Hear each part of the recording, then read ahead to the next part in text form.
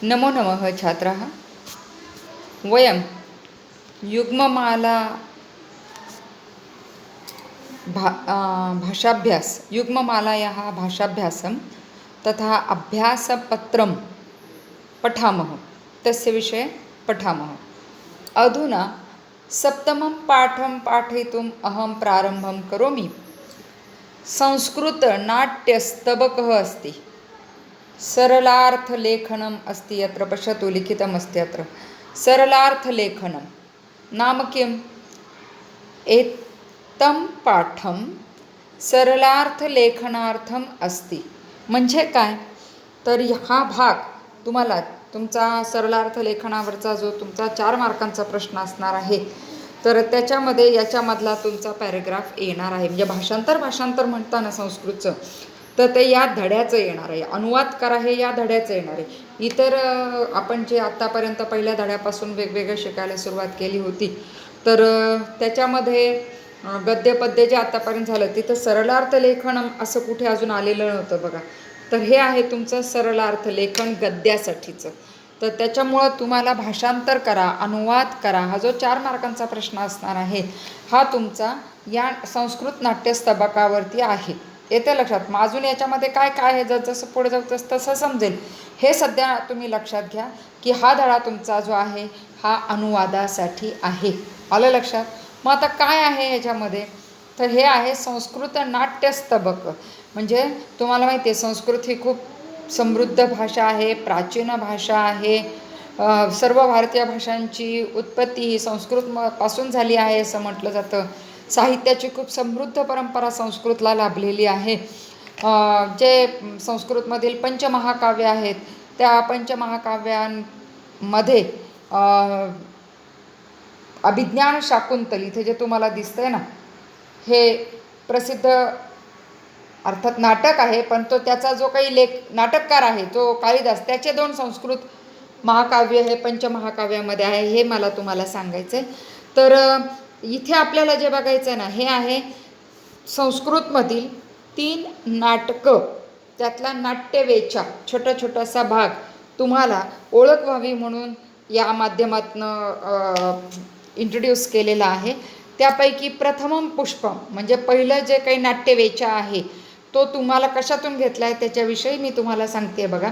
संस्कृत कवीषु कालिदासस्य स्थानम अनन्यसाधारणम अभिज्ञानशाकुन्तलम इति तस्य प्रसिद्धं नाटकं तस्य काव्यनाटकेषु भारतीयसंस्कृतेः मूल्यानां च प्रतिबिंबं दृश्यते.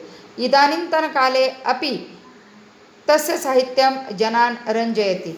आता इथे हा जो काही प्रथम पुष्प आहे हे कालिदास रचितम अभिज्ञानशाकुन्तलम नाटकमस्ति त्याच्यामधलं आहे. येते लक्षात?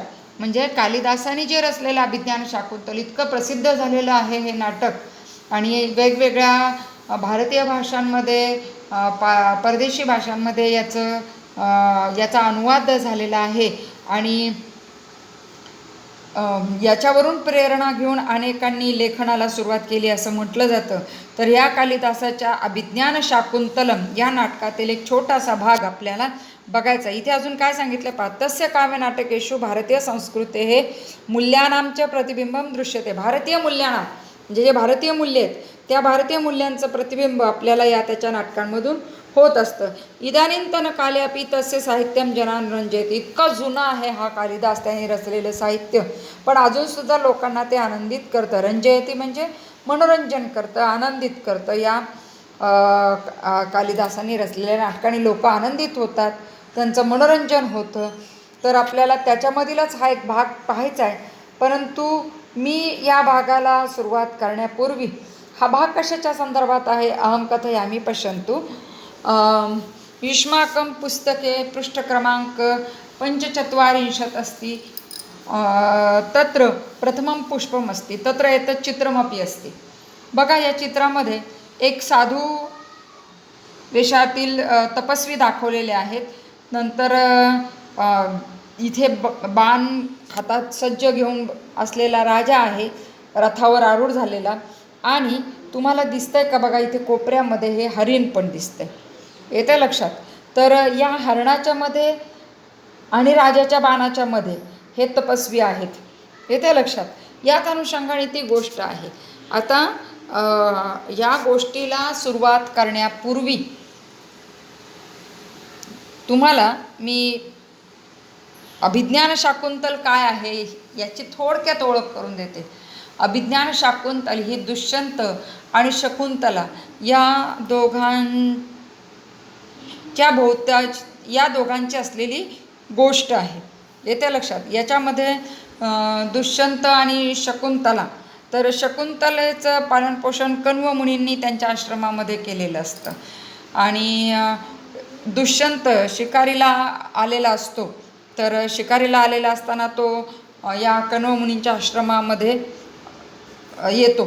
तर तिथे आल्यानंतर जेव्हा तो शकुंतलेला बघतो, तर शकुंतलेला बघितल्यानंतर तो तिच्या प्रेमात पडतो आणि मग त्या दोघांचा विवाह होतो. गांधर्व विवाह म्हणतात त्याला. आणि शकुंतलेला दिवस जातात. परंतु तिला दुष्यंत राजा काही तिला बरोबर घेऊन परत त्याच्या महाली जात नाही. तो तिला तिथेच ठेवतो आणि तिला सांगतो की मी तुला घ्यायला नंतर येईल म्हणून. आणि तो एकटाच निघून त्याच्या राज्यामध्ये परत जातो. इकडे एक वाट बघितल्यानंतर अजूनही राजा येत नाही म्हटल्यानंतर मग आता कण्व मुनींना असं वाटतं की आता आपणच हिला पोहोचतं करावं. परंतु तत्पूर्वी काय घडतं, तर ही जी शकुंतला असते ही राजाच्या आठवणीमध्ये दंग झालेली असते, मग्न झालेली असते. आणि अशा वेळेस ती जेव्हा अशी मग्न होऊन बसलेली असते तर तिथं दुर्वास मुनी येतात. दुर्वास मुनी हे अतिशय कोपिष्ट ऋषी, अतिशय पटकन राग येणारे ऋषी म्हणून प्रसिद्ध होते. ते येतात, ते बघतात की शकुंतलेला काही आपण आलोय त्याचं भानच नाही आहे, ती आपल्याकडे मुळी लक्षच देत नाही. मग त्यामुळे ते संतापतात आणि मग ते तिला शाप देतात की तू ज्याच्या आठवणीमध्ये रममाण होऊन माझ्याकडे दुर्लक्ष करतेस तोच तुला विसरून जाईल. आणि पूर्वीच्या ऋषीमुनींच्या बोलण्यामध्ये म्हणजे तेवढं हे होतं त्यांचं की जे बोलत असत ते सत्य व्हायचं. त्याच्यामुळे त्यांनी असा शाप दिल्याबरोबर तिच्या सगळ्या मैत्रिणी घाबरतात. त्या ऋषीमुनींना विनंती करतात की तुम्ही इतका मोठा शाप तुम्ही तिला देऊ नका, काहीतरी उशाप द्या. मग ते सगळ्यांच्या विनंतीमुळं दुर्वास ऋषी तिला सांगतात की तुमच्या दोघांच्या ओळखीची जी खूण आहे ती जर तू त्याला दाखवशील तर तो तुला ओळखेल. तू जर तसं काही दाखवलं नाही तर तो काही तुला ओळखणार नाही. आणि मग दुर्वास मुनी तिथनं निघून जातात. मग कण्व मुनी शकुंतलेची पाठवणी करतात. शकुंतला जात असताना ती अतिशय आनंदात असते. तिच्या बोटामध्ये राजाने दिलेली राजमुद्रा असलेली अंगठी असते की जी त्या दोघांमध्ये ओळखीचं चिन्ह म्हणून असते. येते लक्षात. राजाने ती तिला प्रेझेंट दिलेली असते, गिफ्ट दिलेली असते. आणि मग तो जेव्हा ती जात असते तर तेव्हा ती नौकेमधून बसून जात असते, बोटीतून जात असते. तर ते पाण्यामध्ये हात असा पाण्याशी खेळत असताना तिच्या बोटातली अंगठी पाण्यामध्ये पडून जाते. येते लक्षात. ती जेव्हा राजदरबारामध्ये येते तर दुष्यंत तिला ओळखायला मुळी नकारच देतो, कारण दुर्वास मुनींचा शाप असतो ना, त्याच्यामुळे त्याला आठवतच नाही काही. तो कोण आहे तू, मी काही तुला ओळखत नाही. ती जेव्हा सांगते सगळं सांगते, त्याला दिवस गेलेत मला म्हणूनही सांगते. पण दुष्यंत राजामुळे काही ऐकून घ्यायलाच तयार होत नाही. मग आता शकुंतलेला कळत नाही की आता काय करावं आपण. मग ती ओळखीची खूण द्यावी तर ती एक अंगठी सोडून दुसरं काही पण नसतं तिच्याकडे. आणि अंगठी तर नसतेच, अंगठी तर पाण्यामध्ये हरवून गेलेली असते. मग ती तिथून जाते. आणि मग तिथून जाते म्हटल्यानंतर काही दिवसांनी जेव्हा एक हे मासे पकडतात ना, तर कोळी, तर तो कोळी येतो तिथे. आणि कोळीला मासा सापडलेला असतो आणि तो कापल्यानंतर त्याच्यामध्ये त्याला ती राजमुद्रा असलेली राजाची अंगठी दिसते. म्हणून ती अंगठी घेऊन तो राजदरबारात आलेला असतो, कारण राजमुद्रा असते त्याच्यावरती. आणि त्यामुळे तो घाबरतो की बुवा अशी कशी अंगठी आपल्या माशाने गिळलेली आपल्याला सापडली. मग ती राजाला दिल्याबरोबर राजाला लख्खीने सगळं आठवतं. त्याला आठवतं की अरेच्चा, ही तर आपण शकुंतलेला दिली होती, शकुंतला कुठे. मग तो तिचा खूप शोध घेतो आणि मग त्याला शकुंतला सापडते. पण ती कशी सापडते ते सुद्धा कालिदासाने खूप सुंदर रंगवलेलं आहे बघा. की तोपर्यंत शकुंतलेला मुलगा झालेला असतो आणि तो सिंहाच्या बछड्याशी, छाव्याशी खेळत असतो आणि त्याचं तोंड उघडायचा त्याला तो म्हणत असतो की तुझं तोंड उघड, मला तुझे दात मोजायचे आहेत. कोणाशी बोलत असतो माहिती आहे? सिंहाच्या छाव्याशी. एक छोटासा मुलगा त्याला म्हणत असतो की तुझं तोंड उघड, मला तुझे दात मोजायचे आहेत म्हणून. आणि हे दृश्य बघितल्यानंतर राजाला फार नवल वाटतं. राजा म्हणतो, अरेच्छा, असा हा तपस्वी वेशामधला मुलगा आणि तो चक्क सिंहाशी खेळतोय आणि त्याला तोंड उघडायचा प्रयत्न करतोय, त्याला खूप सगळं नवल वाटतं. मग तो जातो, म्हणजे तिथे त्याला मग कळतं की अरेच्छा, हा त्याचाच मुलगा आहे म्हणून. आणि मग दुष्यंत राजा आणि शकुंतला यांची भेट होते. अशी ही अभिज्ञान शाकुंतलची कथा आहे. आता त्याच्यामध्ये जो तुमच्या पुस्तकामध्ये प्रसंग दिलेला आहे तो आहे या दोघांची भेट होण्यापूर्वीचा.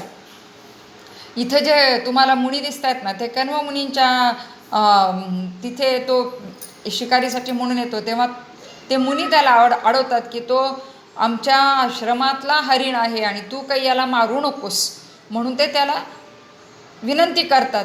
तर त्यावेळेस राजा तो मुळातच चांगला असतो, तो काही असा खूप आडेलतट्टू किंवा अहंकारी वगैरे असा राजा नसतो तो. त्याच्यामुळं तो त्या ऋषींची विनंती मान्य करतो. अशा पद्धतीचा हा प्रसंग तुमच्या पुस्तकामधला आहे. तर आपण त्या पुस्तकातल्या प्रसंगाला सुरुवात करूयात. बघा, तुम्ही सगळेजण नेहमीसारखं वही आणि पुस्तक घेऊन तयार आहात.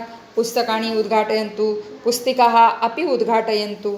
तत्र शीर्षकं लिखतु, संस्कृतनाट्यस्तबकः पुष्पं प्रथमं. पश्यन्तु, प्रथमम् अहं पठामि, तदनन्तरं पाठयामि. पश्यन्तु. ततः प्रविशति वैखानसः अन्यौ तापसौ च.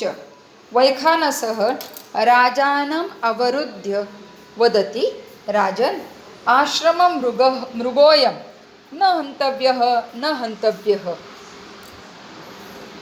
आशु प्रतिसंहरसायकं राज्ञां शस्त्रम् आर्तत्राणाय भवति, न तु अनागसि प्रहर्तुं. दुष्यन्तः वदति, प्रतिसंहृत एषः सायकः यथोक्तं करोति. वैखानसः वदति, राजन्, समिदाहरणाय प्रस्थिता वयम्. एष खलु कण्वस्य कुलपतेः अनुमालिनी तीर आश्रमो दृश्यते. प्रविश्य प्रतिगृह्यताम्, अतिथेयः सत्कारः. दुष्यन्तः वदति, तपोवननिवासिनामुपरोधो मा भूत्. अत्रैव रथं स्थापय यावदवतरामि. आपण संधी विग्रह करून नंतर वाचूच. सूतः वदति, धृताः प्रग्रहाः अवतरतु आयुष्मान्. दुष्यन्तः अवतीर्य वदति, सूत, विनीतवेषेण प्रवेष्टव्यानि तपोवनानि नाम इदं तावद् गृह्यताम् इति सूतस्याभरणानि धनुश्चोपनीय. सूत, यावदाश्रमवासिनः दृष्ट्वाहं पावर्ते तावदार्द्रपृष्ठाः क्रियन्तां वाजिनः. सूतः तथा इति उक्त्वा निष्क्रान्तः. पश्यन्तु अधुना.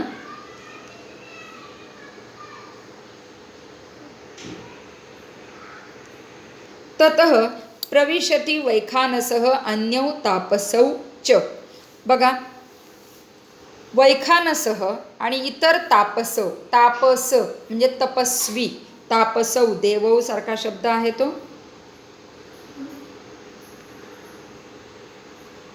तापसौ तपस्वी. अन्यौ तापसौ म्हणजे इतर तपस्वी. वैखानस, एका तपस्वींचं नाव दिलं. वैखानसः नाम अस्ति. वैखानस आणि इतर तपस्वींनी प्रवेश करतात. येते लक्षात. वैखानसः वदति, पश्यन्तु. वैखानसः राजानम् अवरुद्ध्य. अवरुद्ध्य अडवून. अवरुद्ध्य अडवून अर्थ लिहायचा आपल्याला. अवरुद्ध्य अडवून. राजानम अवरुद्ध्य. राजानम शब्द आठवतोय का? या वर्षीचाच राजन शब्द आहे पहा. अनंत पुल्लिंगी शब्द तुम्ही शिकलाय, त्याच्यातलं राजानम द्वितीय एकवचन शब्द आहे बघा. राजानम अवरुद्ध्य म्हणजे राजाला अडवून. राजन आश्रम मृगोयम संधी लक्षात येतोय तुमच्या. आश्रम मृगः अधिक अयम. आता हे संधी तुम्हाला जमतायत. ओके. आश्रम मृगः अधिक अयम. न हंतव्य, न हंतव्य. हंतव्य म्हणजे ठार मारावे आणि न आलाय म्हणून ठार मारू नये किंवा मारू नये. हा आश्रम मृग आहे म्हणजे आश्रमामधील मृग आहे, हा हरिण आहे. न हंतव्य, न हंतव्य, त्याला ठार मारू नका. आशु प्रतिसंवर सायकम. आता सायकमचा अर्थ इथं दिलाय पा. सायकम मध्ये सायक पुल्लिंगी शब्द असते, समानार्थी शब्द शरह असते. सायकः शरह. आशु म्हणजे पटकन. आशु म्हणजे चटकन, पटकन, झटकन.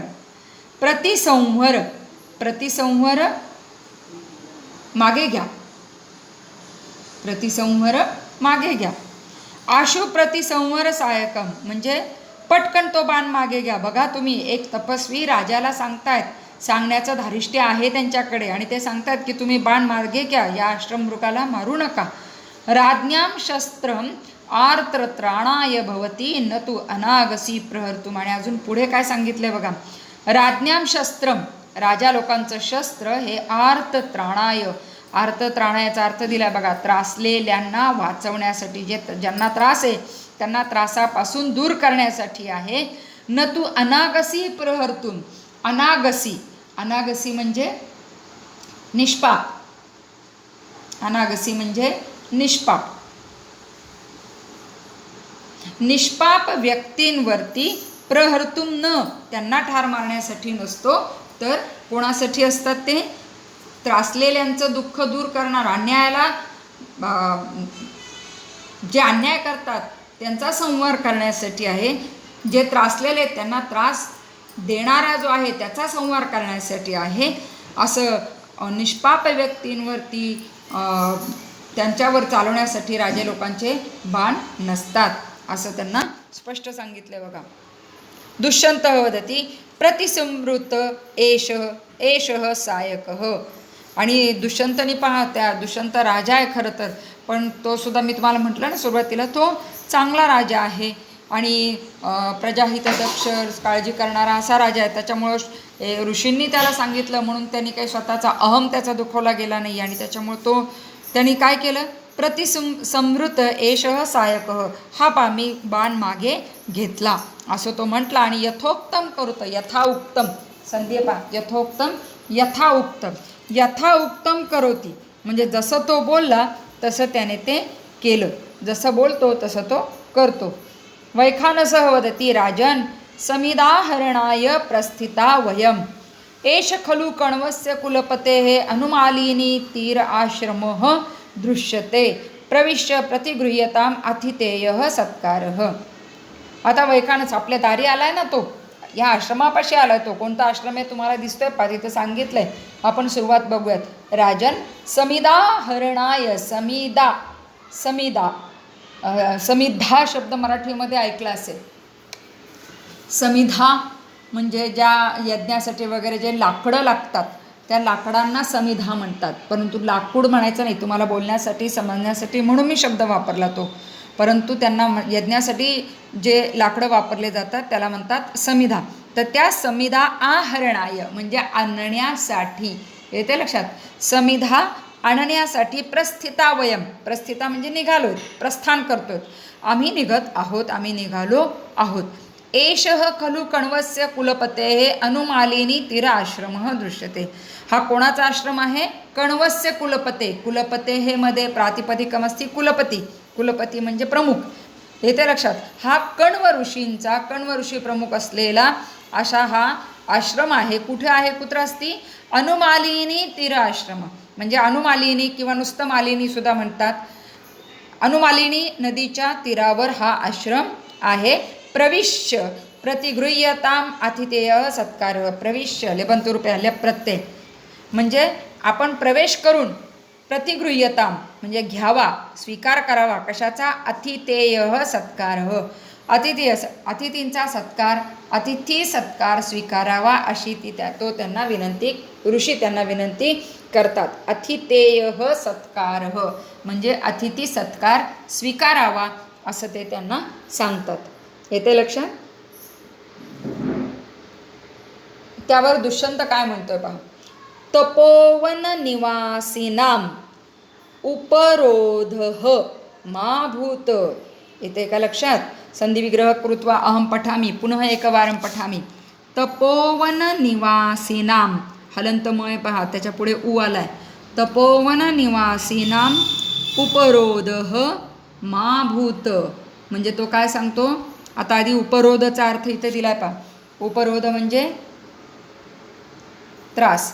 उपरोध म्हणजे त्रास. मा भूत होऊ नये.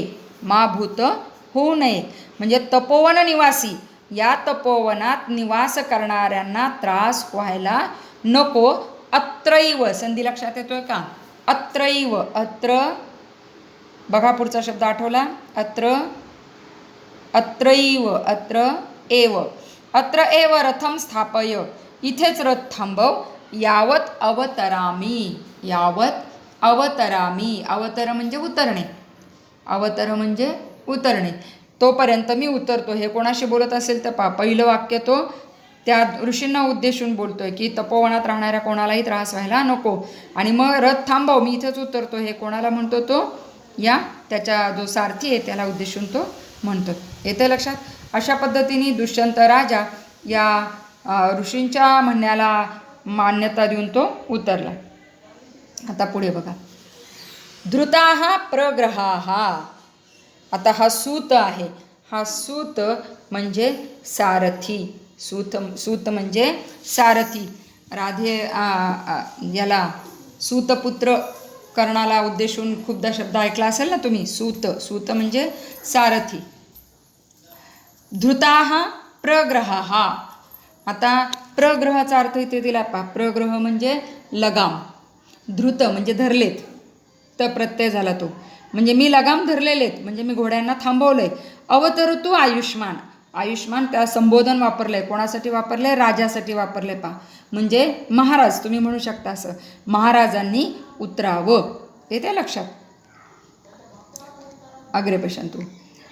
दुष्यंत अवतीर्य, अवतीर्य वदती. वाचन, नाट्यवाचन करत असताना ती कृती केली आणि मग तो बोलतोय ना, म्हणून आपण असं म्हणतो पहा. अवतीर्य वदती सूत. या पद्धतीने अवतीर्य लेवंत रूपे लेप प्रत्यय. अवतीर्य म्हणजे उतरून. अवतीर्य, अवतरती त्याचा लट रकार झाला आणि अवतीर्य उतरून. तो उतरून त्या सूताला म्हणतो पहा. काय म्हणतो? की सारथ्या विनीत वेषेण प्रवेष्टव्यानी तपोवनानी नाम. विनीत वेषणाचा अर्थ इथं दिला पहा. साध्या वेषेत, साध्या वेशात म्हणजे विनीत वेषेण. साध्या वेशात प्रवेष्टव्यानी. प्रवेष्टव्यानी म्हणजे प्रवेश करावा. प्रवेश करावा. कुत्र प्रवेष्टव्यानी? तपोवन. हे जे तपोवन आहे ना, तपोवन आहे म्हटलं तर आपण राजाच्या वेशात जाऊन चालणार नाही. आपण साध्या वेशामध्ये जाऊयात. आणि म्हणून तो काय करतो बघा. इदम तावत गृह्यताम. गृह्यताम घ्यावे. मग तो त्याला म्हणतो की तू हे घे. आता काय घे म्हणतोय पहा. इति सुतस्याभरणानी धनुच उपनीय. आणि असं म्हणून तो काय करतो तर आभरण शब्द आहे पहा. सुतस्याभरणानी. सुतस्याभरणानीमध्ये आभरण शब्द आहे पहा. आभरण म्हणजे दागिने. आभरण म्हणजे दागिने. आणि पुढे शब्द आहे पहा. धनुहू. मी संधी विग्रह वाचते पहा. धनुहू च उपनीय. पुनः एकवारं पठामि अहम. धनुहू च उपनीय. विसर्गाचा च झालाय पहा. धनुहू विसर्गाचा च झालाय. धनुहू अधिक च अधिक उपनीय. च मधला अ आणि ऊचा ओ झालाय. सुतस्याभरणानी धनुहूच उपनीय. असं म्हणून तो त्याला आभरण म्हणजे दागिने आणि धनु म्हणजे धनुष्य त्याच्याकडे तो देतो. सूत ते देऊन तो त्याला म्हणतो. सूत यावत आश्रमवासिनः दृष्ट्वा अहम अपावर्ते तावत आर्द्रपृष्ठाः क्रियंताम वाजिनः. काय सांगतो बघा, लक्षात येते का? यावत आश्रमवासिनः दृष्ट्वा. जोपर्यंत मी आश्रमवासी म्हणजे आश्रमात राहणाऱ्या लोकांना पाहून, दृष्ट्वा वीक्ष शब्द तुम्हाला याच्या आधी पण सांगितला आहे. दृष्ट्वा म्हणजे पाहून, वासियांना पाहून. अपावर्ते, अपावर्तेचा अर्थ दिला पाहिजे. अपावर्ते म्हणजे परत येतो. अपावर्ते म्हणजे परत येतो. वृतवर्त, जेव्हा मी परत येतो तावत आर्द्र पृष्ठा. आर्द्र म्हणजे ओली, पृष्ठ म्हणजे पाठ. ओली करायची पाठ, क्रियांताम करावी. वाजिनह, वाजिनह शब्द शशींसारखा चालेल पा, वाजिन इन्नंत. आणि त्यामुळं अश्वला समानार्थी शब्द वाजी दिलाय बघा तुम्हाला इथे, कळतंय? अश्वला समानार्थी शब्द वाजी, अश्वह वाजी. तो कळतंय का? आधी शब्दशः तिथलं सांगते आणि मग समजावून सांगते पहा. तो त्या सुताकडे त्यांनी काय दिलं? आभरण आणि धनुष्य दिला. आणि मग तो त्याला म्हणतो की जो मी आश्रमवासियांना पाहून येतोय तोपर्यंत तू घोड्याची पाठ ओली कर. आता आश्रमवासियांना पाहून येतोय म्हणजे काय? तर त्यांना भेटून येतोय, येते लक्षात? आणि तोपर्यंत घोड्याची पाठ ओली कर म्हणजे काय? तर घोड्याच्या पाठीवर पाणी घाल, त्याला पाणी प्यायला दे. तुमचं लक्षात येतं आहे का? म्हणजे स्वतःची काळजी घेतोय आणि त्या रथामध्ये जे आला त्या रथांना हाकणारे जे घोडे आहेत त्यांचीसुद्धा तो काळजी घेतोय. त्यांना तोपर्यंत त्यांच्या घोड्यांच्या पाठीवर पाणी वगैरे घाल असं राजा सांगतोय. सुतः तथा इति उक्त्वा निष्क्रांत, निष्क्रांत म्हणजे निघून जातो, येते लक्षात? तथा म्हणजे ठीक आहे असं म्हणून तो निघून जातो. आलं लक्षात? कळालं? छोटासा प्रसंग दिलेला आहे. म्हणजे राजाचं वागणं, राजाचं बोलणं, राजाचा स्वभाव, या सगळ्या गोष्टींबद्दल तुम्हाला कल्पना येईल की राजा कसा होता, दुष्यंत राजा. म्हणून हा छोटासा प्रसंग दिला. आणि अभ्याससुद्धा तसाच आहे बघा. दुष्यंतस्य काणी स्वभाव वैशिष्ट्यानी ज्ञायन्ते. अर्थ कळाला? स्वभाव वैशिष्ट्यानी. दुष्यंताची कोणती स्वभाव वैशिष्ट्य तुम्हाला याच्यामध्ये दिसतात? आपल्याला धड्याखालचे माध्यम भाषेमधले येणार आहेत, तर त्याच्यामुळं अभ्यास याचा करून ठेवा. जोर अनुवादासाठी द्यायचा आहे, पण इथे दुर्लक्ष करायचं नाही आहे. मग याचं तुम्हाला काय दिसलं याच्यामध्ये सांगा मला. काय काय तुम्हाला याचं वैशिष्ट्य दिसतं आहे राजाचं? त्याचं आत्ता जातात तुम्हाला शेवटी सांगितलं की त्या घोड्याबद्दल तो काळजीपूर्वक त्याची काळजी दिसते आपल्याला. ऋषींशी त्याचं बोलणं कसं आहे, येते लक्षात? त्यानंतर ऋषींच्या बोलण्याला तो प्रतिसाद देऊन शस्त्र खाली ठेवतो, बरोबर आहे? म्हणणं शांतपणे ऐकून घेतो. त्यानंतर आतिथ्य स्वीकारतो. अजून आतिथ्य स्वीकारताना काळजी घेतो. तो काय काळजी घेतो? आश्रमात जायचं आहे, असं अलंकार वगैरे घालून जाऊन चालेल का आपल्याला? नाही. म्हणजे ह्या सगळ्या गोष्टीतनं तुम्हाला राजाचं जे काही चांगला राजा दिसतोय, शालीन राजा दिसतोय, ते सगळं तुम्हाला याच्यामध्ये लिहायचं. आलं लक्षात? दुसरं पुष्प, द्वितीयं पुष्पं पठितुं पुनः मिलामः तावदेव अत्रैव अहं विरमामि. शुभं भवतु.